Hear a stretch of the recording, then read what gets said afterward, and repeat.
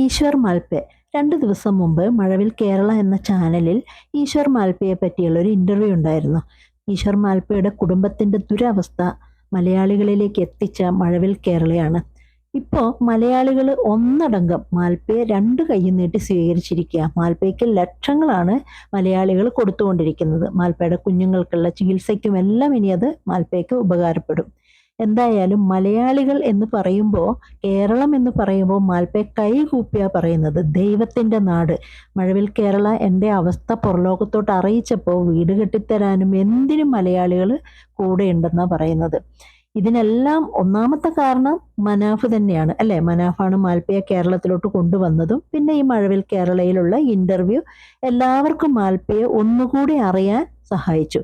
ശരിക്കും ഉടുപ്പിക്കാരനായ മാൽപ്പെ നാട്ടിൽ പോയി കഴിഞ്ഞാൽ അറിയാം, മാൽപ്പയുടെ മൂത്ത മകൻ മരണപ്പെട്ടു പോയല്ലോ. മകന്റെ പേരിൽ 2 ആംബുലൻസ് ഉണ്ട്. ആ ആംബുലൻസ് പൈസ കൊടുത്തിട്ടൊന്നുമല്ല ഓടുന്നത്, എല്ലാവർക്കും ഫ്രീ സർവീസ് ആയിട്ടാണ് മാൽപ്പ ആ 2 ആംബുലൻസും വിട്ടുകൊടുത്തിരിക്കുന്നത്.